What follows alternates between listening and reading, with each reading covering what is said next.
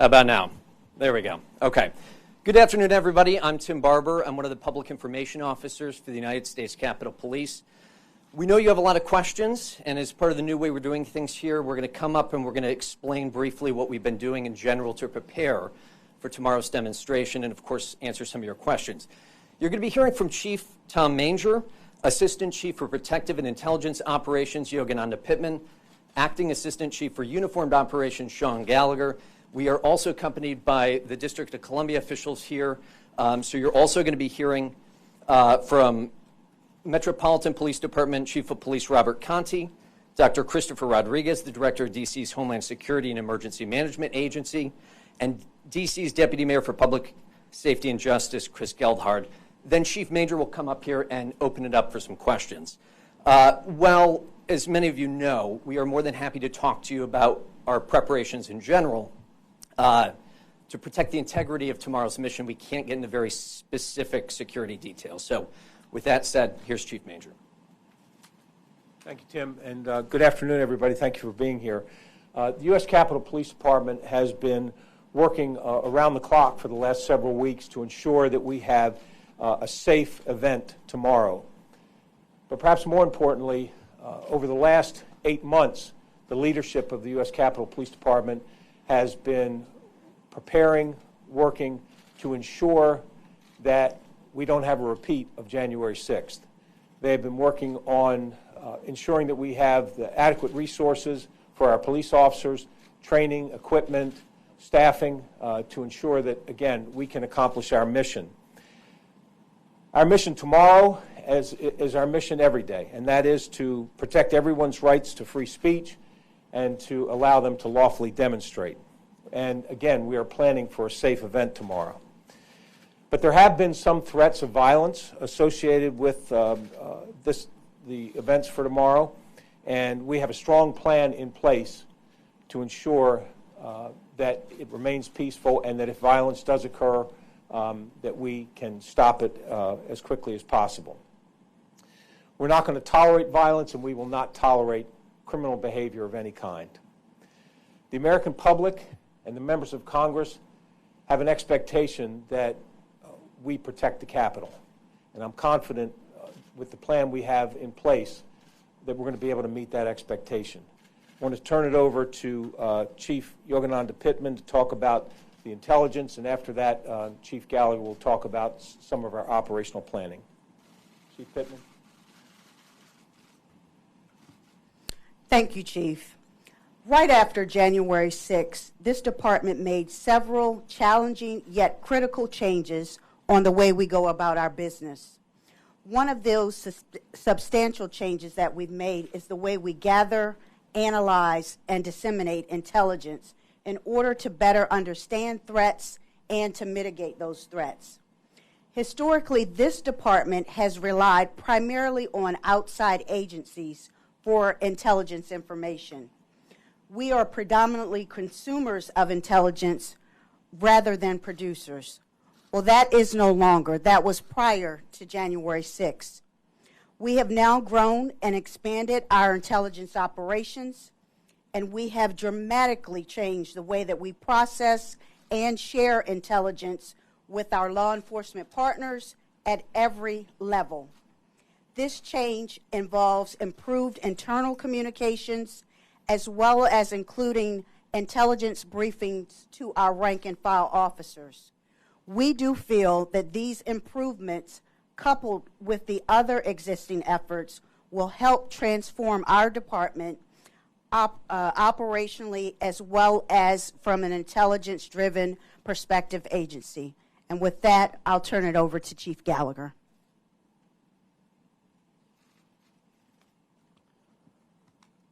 Thanks, Chief. Good afternoon, everyone. As Chief Manger has stated, we have been working for several weeks extensively on the planning leading up to this weekend. The internal planning that we've done has included multiple training exercises for our civil disturbance units, scenario exercises for our command staff, as well as detailed briefings for all of our officers. Our officers are ready.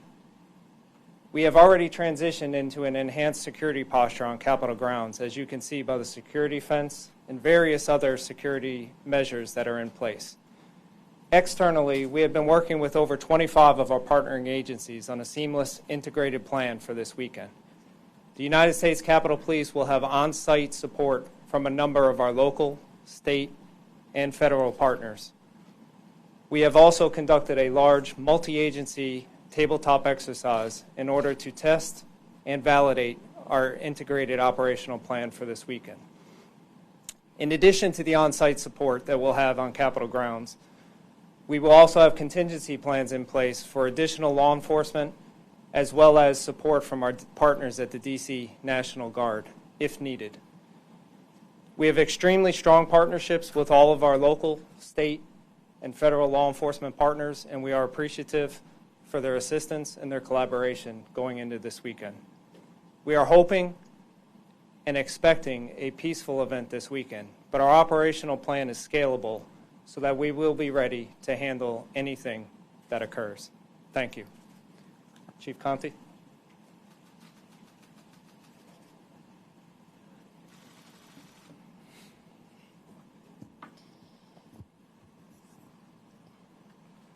I'm Robert J. Conte III, Chief of Police of the Metropolitan Police Department. As Chief of Police of the Department, I want to ensure you that our agency, in coordination with our local and federal partners, have carefully planned for the upcoming First Amendment activities taking place tomorrow on Saturday, September 18th.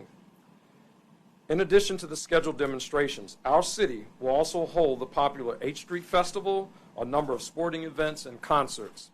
Residents and visitors attending any one of these events should expect MPD officers to provide great police service and be present and visible throughout our city. While we have multiple high-profile events, MPD will handle these while continuing to provide routine police service throughout communities all throughout our nation's capital. Our department has increased staffing today and is fully activated for tomorrow. So you will notice an increased police presence around the city, and this is to ensure everyone's safety and security throughout the district. The Metropolitan Police Department handles hundreds of demonstrations each year. The First Amendment assemblies planned for this weekend are no different, and we are prepared. We haven't had an opportunity to speak with the organizers of this weekend's demonstrations and have planned accordingly. We are also aware of various countergroups planning to exercise their First Amendment rights. As a reminder, the district's gun laws will be enforced, and in the event we observe individuals in possession of a firearm, we will take police action.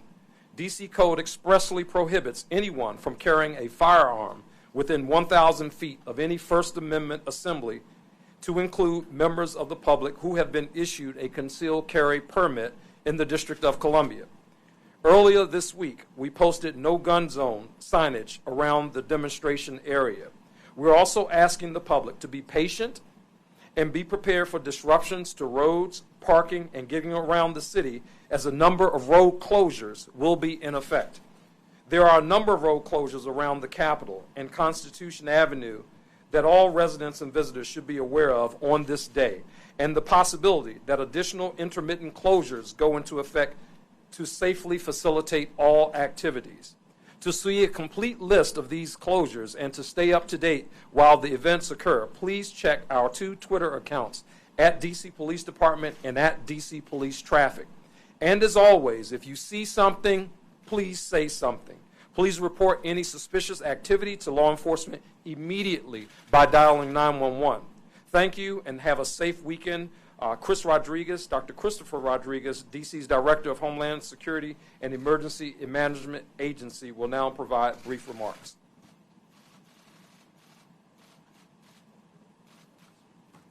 Thank you, Chief Conte, and thank you, Chief Manger, for having public safety representatives from the city here today.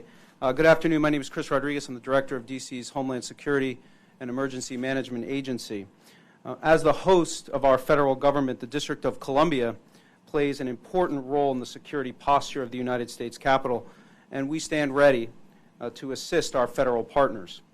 Our mayor, Muriel Bowser, is activating the District of Columbia's Emergency Operations Center, or EOC, tomorrow on Saturday, September 18th. This activation will allow district government, led by the Homeland Security and Emergency Management Agency, to establish clear coordination and communication with our local, regional, and federal partners to ensure interagency coordination, to monitor the various planned First Amendment events, and to provide situational awareness and resource management if needed. The District of Columbia is 700,000 residents strong, and we do not tolerate hate, violence, or the criminal actions of those who committed the insurrection on January 6th. Our city is open, and no matter what is happening, our public safety team, led by the Metropolitan Police Department and Fire and EMS, work around the clock with our partners in the federal level to protect the residents and visitors of our nation's capital. In fact, as the Chief mentioned, this weekend is filled with activities that showcase what makes D.C. great, from a time-honored street festival, college football, to concerts and a baseball game. Finally, we ask residents and visitors to sign up for the district's alert notification system, Alert DC. By staying informed, Alert DC is your personal connection to real-time updates on traffic, weather, and more. You can do that by signing up at alertdc.dc.gov. I'll now turn it back to Chief Manger for questions. Thank you. Thank you. Yes, sir. Chief, several of you said you expect this to be a peaceful demonstration here tomorrow. So I'm wondering then if the enhanced security posture of the fence, the full activation of these officers, is based on specific intelligence that it won't be, or just a desire to not leave anything to chance? I think the answer to that is all of the above. I mean, first of all, this is, I think, we would be foolish not to take seriously the intelligence that we have at our disposal. How credible it is, how likely it is, people can make those judgments, but the fact of the matter is that we are hearing some chatter that I think it would be responsible for us to plan the way we've been planning and put the precautions in place. And then, but also, this is as good a time as any to practice this model, this regional model where we get help from neighboring agencies, where we work in conjunction with the city to prepare for big events. This won't be the last time that we have this kind of preparation for an event. Yes, ma'am. Is this the new normal for every large protest that will take place? Is it going to be this level of planning? I don't know that it's the new normal in the respect that if we have information that there could be violence or there could be issues, there would be this kind of planning. It doesn't necessarily depend on the size of the event. There are events where 50,000 people are expected, and it might not have this. We might not do the same things in preparation just because of the nature of the event and the intelligence associated with it. So, yes. Chief Manger, you have said that there have been some threats of violence. In your view, are those threats of violence credible? It's tough to say whether they're credible or not. We don't know with any certainty. But what we do know is that the chatter that we heard prior to January 6th obviously turned out to be, many of those threats turned out to be, in fact, credible. And so we're not taking any chances. Yes, ma'am.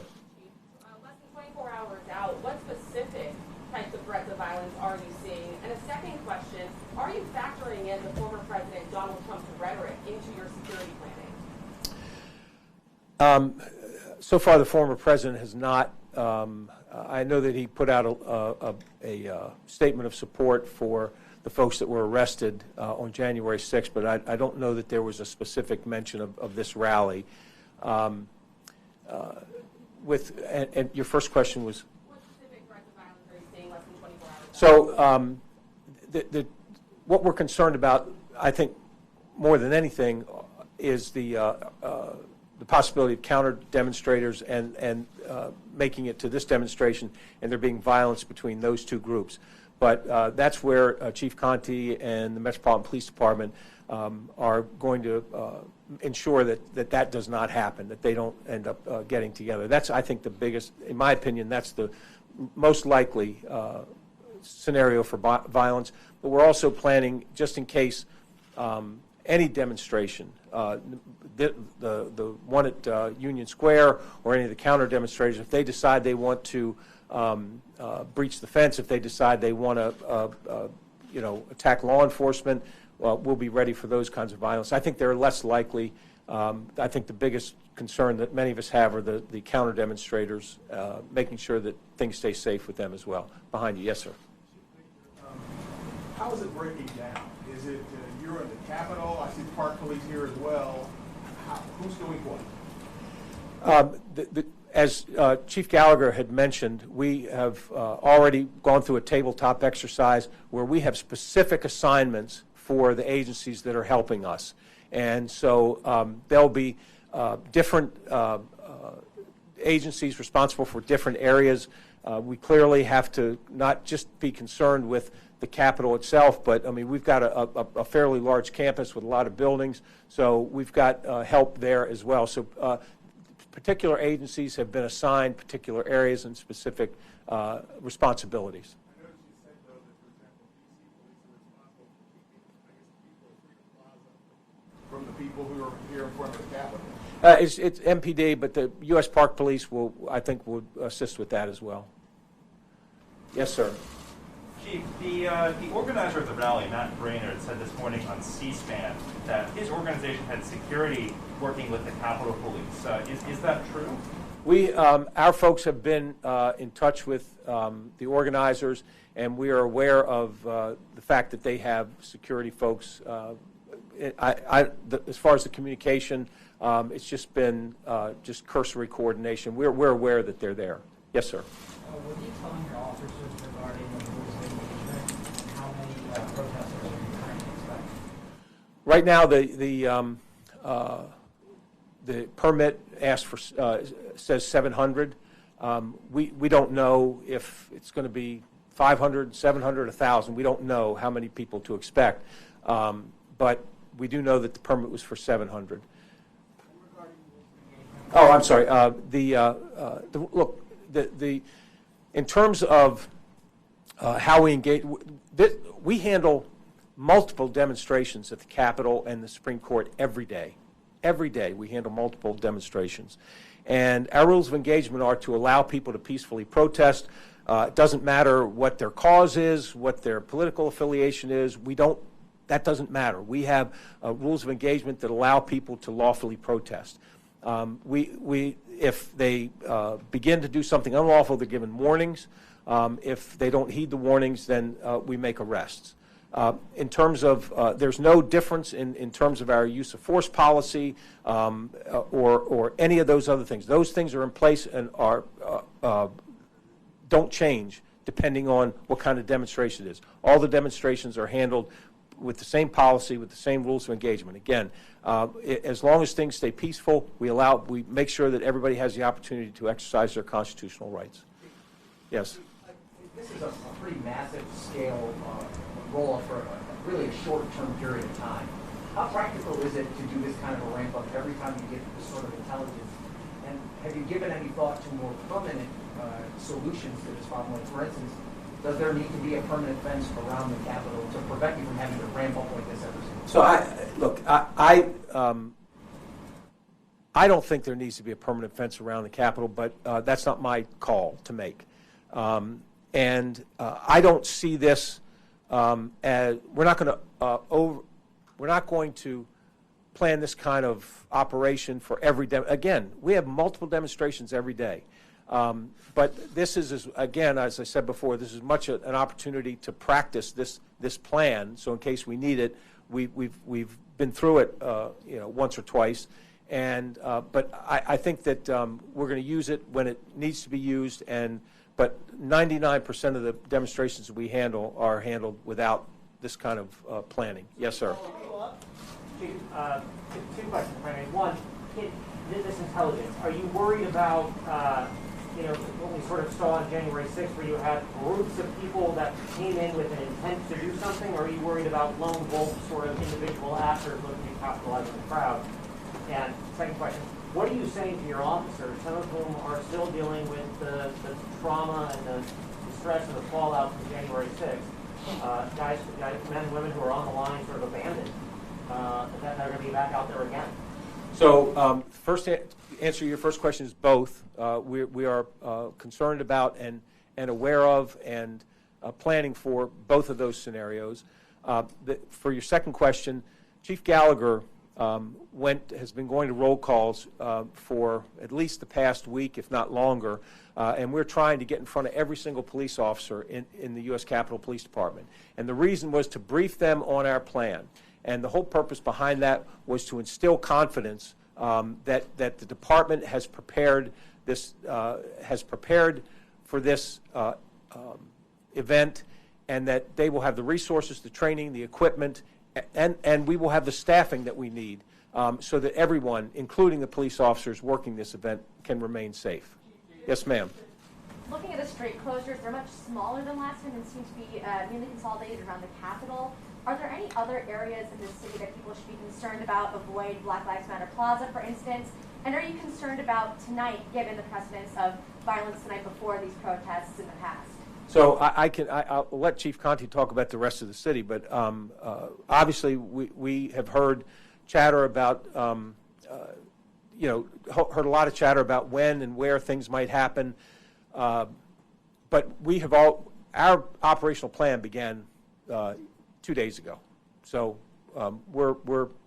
we have an operation ongoing tonight as we've had the past couple of days. Yes. Do you have any insight as to how much this response is going to cost?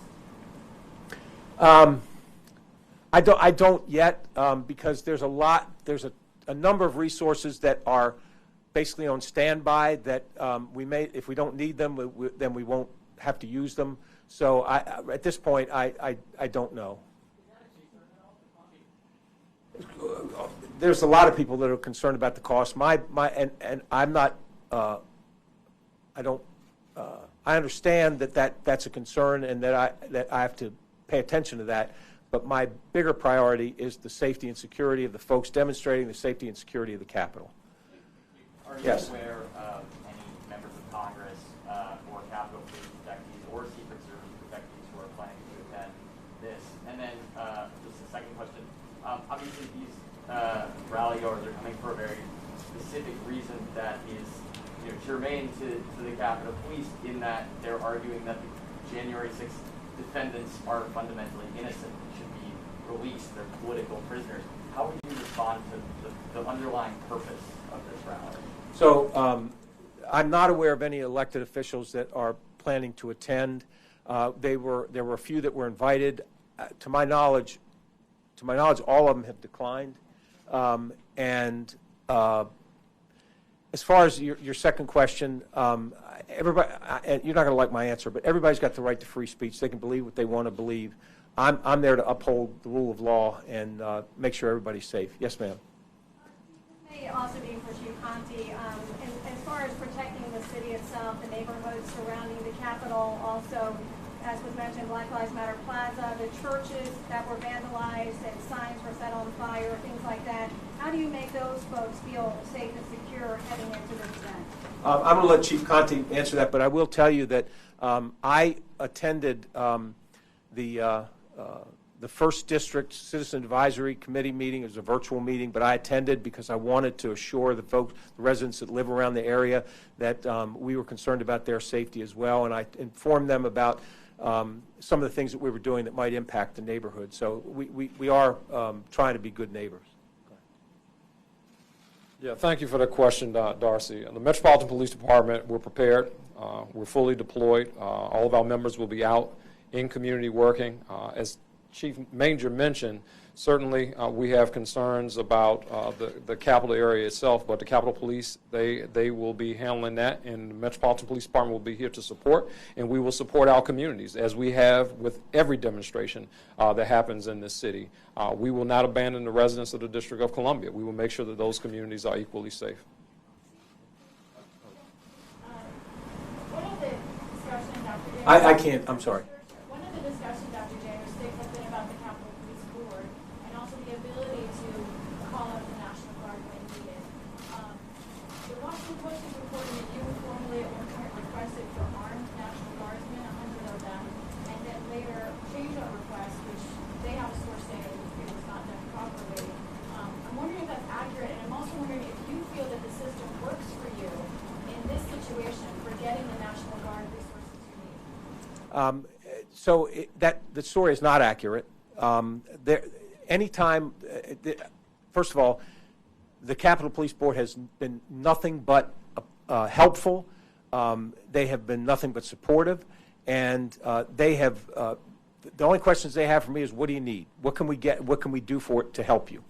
And so when we talked about the issue about calling putting the National Guard on standby or calling for the National Guard assistance, we had a discussion, and everybody had different perspectives and different thoughts about it, and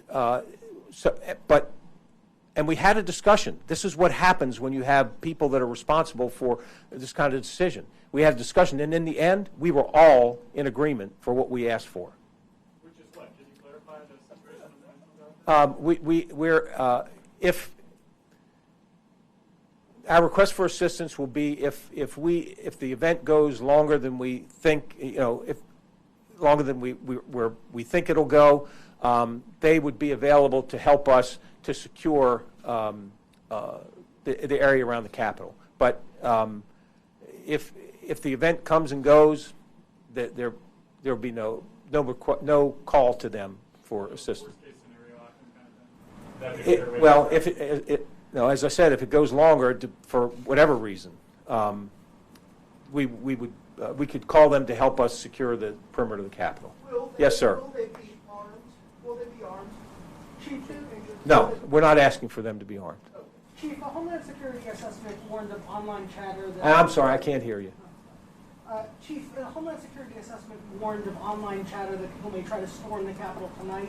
Have you increased staffing tonight, and what specific protective measures are being put in place for congressional office buildings outside of the fenced area? So that's a great question, but my apologies. I am not talking about numbers, tactics, just because I want my cops to be safe, and I don't need to necessarily tell folks that might want to do something unlawful, give them the advantage of knowing what we're doing.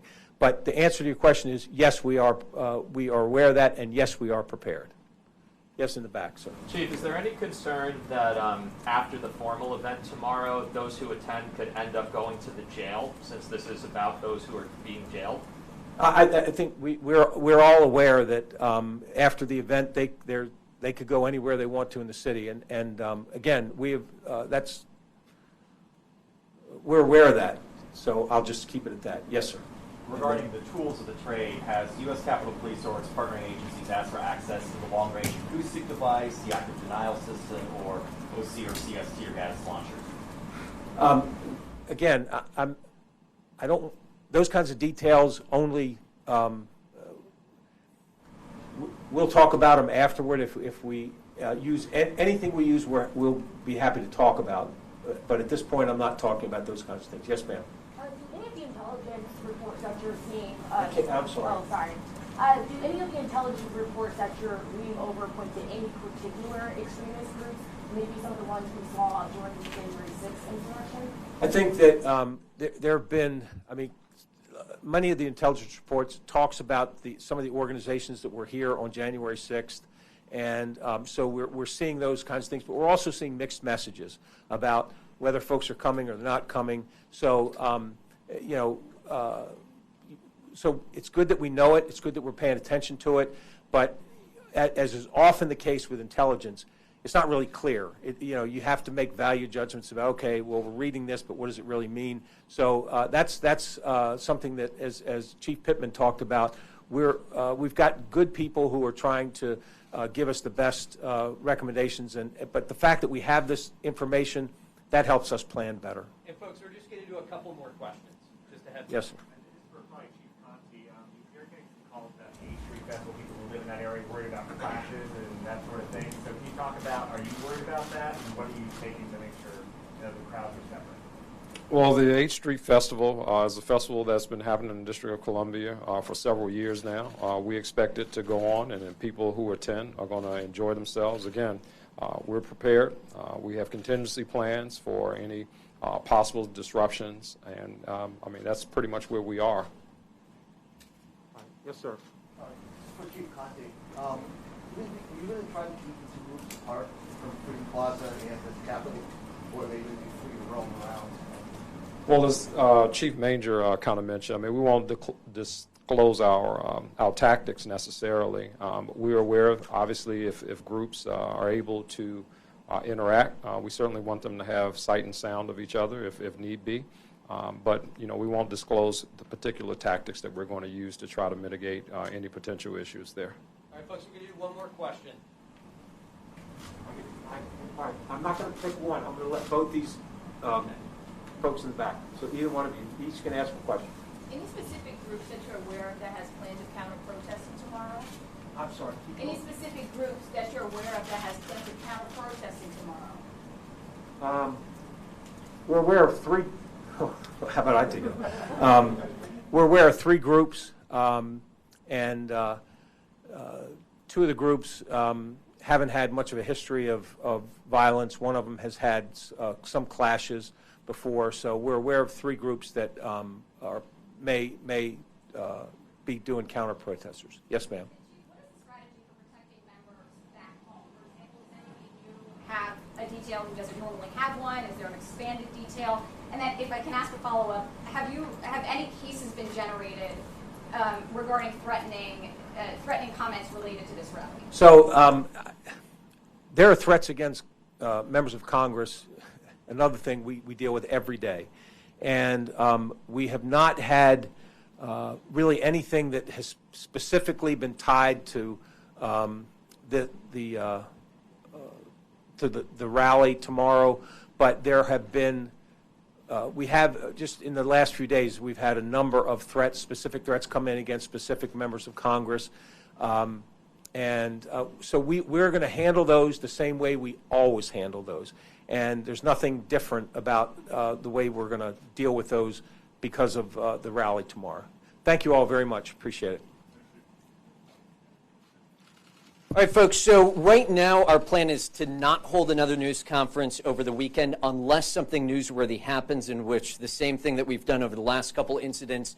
We'll communicate with you over Twitter, the time, the location. We'll try to give you a heads up. We're also going to be using Twitter, as we normally do during any kind of major event, to communicate with you all and provide any information the public or you all folks might need. So stay safe tomorrow, and thank you for coming.